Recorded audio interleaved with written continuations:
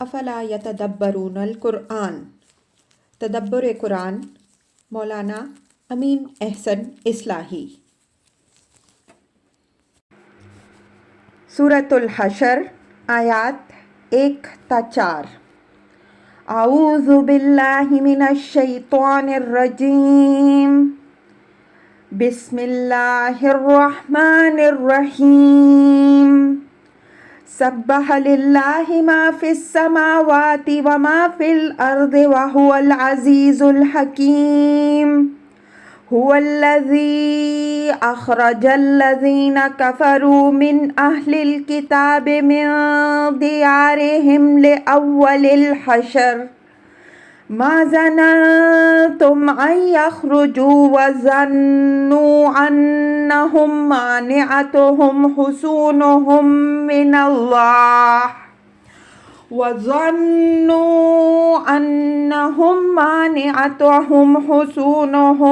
اللہ فآتاہم اللہ من حیث لم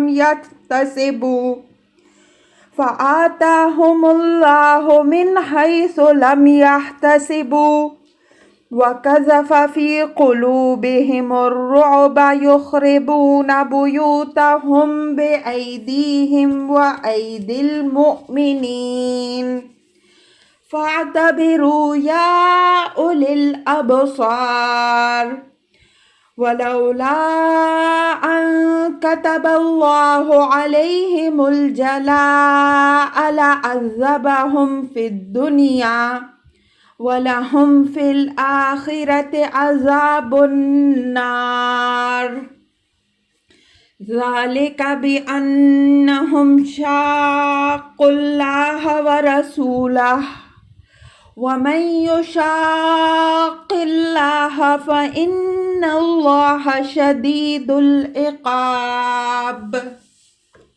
ترجمہ: اللہ ہی کی تسبیح کرتی ہیں جو چیزیں آسمانوں اور زمین میں ہیں، اور وہی غالب و حکیم ہے۔ وہی ہے جس نے نکالا ان لوگوں کو جنہوں نے اہل کتاب میں سے کفر کیا ان کے گھروں سے حشر اول کے لیے۔ تمہارا گمان نہ تھا کہ وہ کبھی اپنے گھروں سے نکلیں گے، اور ان کا گھمنڈ یہ تھا کہ ان کے قلعے ان کو اللہ کی پکڑ سے بچائے رکھیں گے۔ تو اللہ کا قہر ان پر وہاں سے آ دھمکا جہاں سے ان کو گمان بھی نہیں ہوا، اور اس نے ان کے دلوں میں رعب ڈال دیا۔ وہ اپنے گھروں کو اجاڑ رہے تھے، خود اپنے ہاتھوں سے بھی اور مسلمانوں کے ہاتھوں سے بھی۔ پس عبرت حاصل کرو اس سے، اے آنکھیں رکھنے والوں۔ اور اگر اللہ نے ان کے لیے جلا وطنی نامقدر کر رکھی ہوتی تو ان کو دنیا میں عذاب دیتا، اور ان کے لیے آخرت میں بھی دوزخ کا عذاب ہے۔ یہ اس جرم میں کہ انہوں نے اللہ اور اس کے رسول کا مقابلہ کرنے کی کوشش کی۔ جو اللہ کا مقابلہ کرتے ہیں تو اللہ سخت پاداش والا ہے۔ الفاظ کی تحقیق اور آیات کی وضاحت۔ سبح للہ ما فی السماوات وما فی الارض وہو العزیز الحکیم۔ یہ آیت سورہ حدید کے شروع میں بھی گزر چکی ہے، وہاں اس کے مضمرات کی وضاحت ہو چکی ہے۔ یہاں خاص توجہ کی چیز یہ ہے کہ اس سورہ کا آغاز اور اختتام دونوں نہایت معمولی فرق کے ساتھ اسی آیت پر ہوا ہے، جس سے یہ اشارہ نکلتا ہے کہ اس میں جو حقائق بیان ہوئے ہیں وہ اس آیت کے مضمرات کی تائید و تصدیق کرتے ہیں۔ گویا یہ سورہ اپنے اصل دعوے کو بھی ثابت کرتی ہے جو سابق سورہ میں بیان ہوا، اور اللہ تعالیٰ کی ان صفات کی شہادت بھی فراہم کرتی ہے جو تمہید کی اس آیت میں بیان ہوئی ہے۔ یہ آیت جس حقیقت کی یاد دہانی کرتی ہے وہ دراصل یہ ہے کہ یہ ساری کائنات اپنی تسبیح و تقدیس اور اپنی بندگی و سرفگندگی سے اس بات کی شہادت دیتی ہے کہ اس کا خالق ہر عیب، ہر کمزوری اور ہر شائبہ شرک سے بالکل پاک و منزہ ہے۔ وہ ہر چیز پر قدرت و اختیار رکھتا ہے، اس کے کسی ارادے میں کوئی مزاحم نہیں ہو سکتا، اس کے ہر کام میں حکمت ہے۔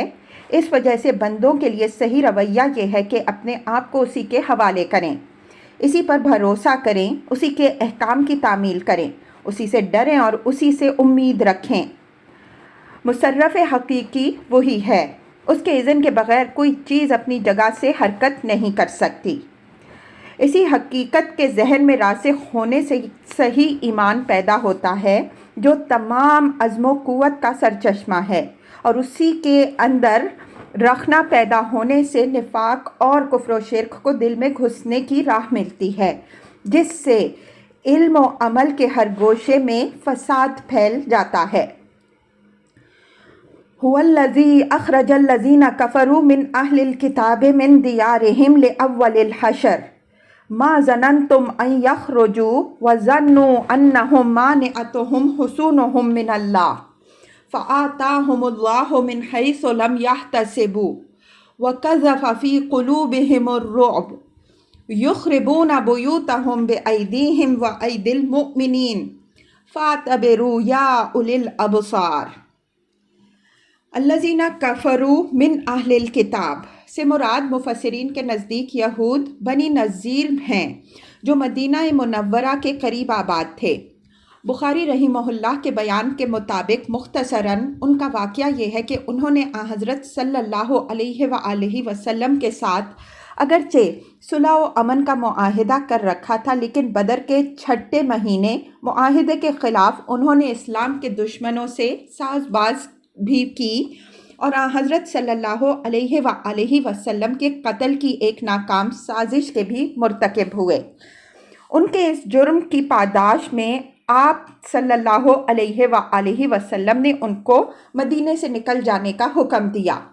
پہلے تو وہ اس حکم کی تعمیل پر آمادہ ہو گئے، لیکن بعد میں مشہور منافق عبداللہ ابن ابی نے انہیں اکسایا کہ میرے 2000 آدمی تمہارے ساتھ ہیں، نیز قریش اور غطفان بھی تمہاری حمایت کریں گے، تم نکلنے سے انکار کر دو۔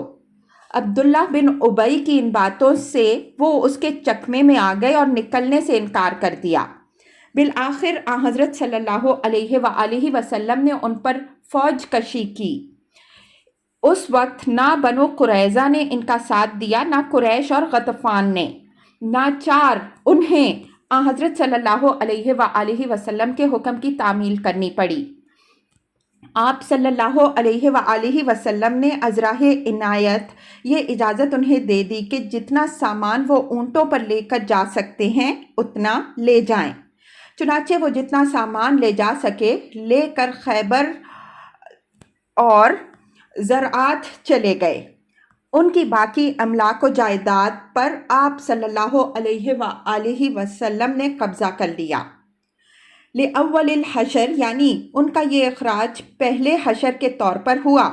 اس کے اندر یہ تنبیہ ہے کہ اس کے بعد بھی انہیں اسی طرح کے حشر سے دوچار ہونا پڑے گا۔ چنانچہ حضرت عمر رضی اللہ عنہ کے عہد میں انہیں وہاں سے بھی نکلنا پڑا، اور سب سے بڑا حشر قیامت کا حشر آگے آنے والا ہے۔ ما ظننتم ان یخرجوا وظنوا انہم مانعتہم حصونہم من اللہ، یہ خطاب انہی منافقین سے ہے جن کا ذکر پچھلی سورہ میں گزر چکا ہے۔ فرمایا کہ تم کو ان کی قوت و جمعیت اور ان کے حلیفوں کی حمایت و نصرت پر بڑا اعتماد تھا، تم سمجھے بیٹھے تھے کہ انہیں یہاں سے ہلایا نہیں جا سکے گا، اور خود ان کو بھی اپنے قلعوں اور اپنی گڑھیوں پر بڑا ناز تھا کہ بھلا کس کی مجال ہے کہ وہ ان سے دو بدو ہونے کی جرت کر سکے، لیکن دیکھ لو ان کا غرور کس طرح پامال ہوا۔ من اللہ میں عربیت کے قاعدے کے مطابق مضاف محذوف ہے، یعنی من باس اللہ یا من عذاب اللہ یا من بطش اللہ۔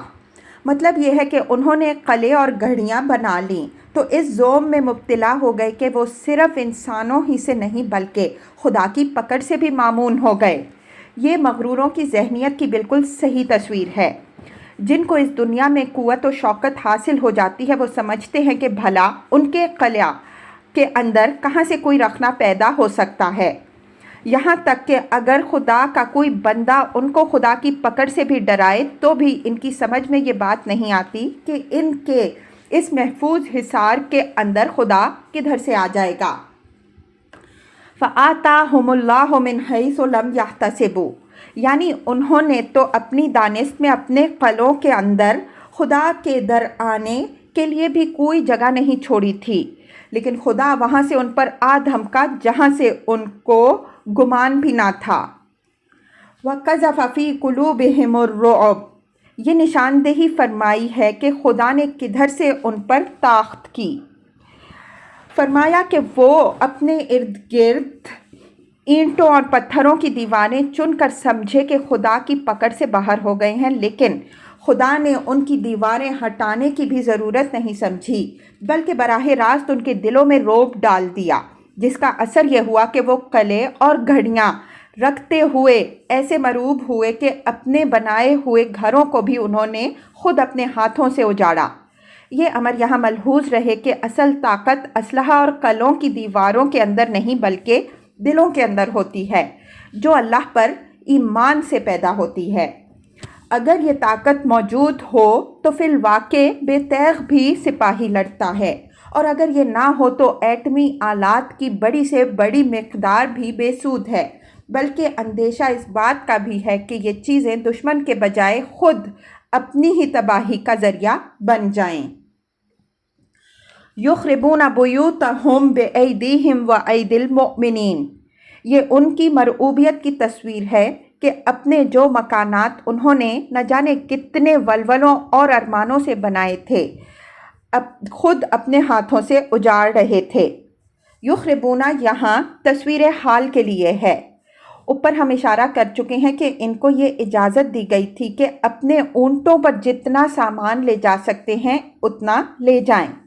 اس اجازت سے فائدہ اٹھا کر انہوں نے مکانوں کی شہتیریں، کڑیاں، دروازے اور کھڑکیاں بھی اکھاڑ کر اپنے اونٹوں پر لاد دینے کی کوشش کی۔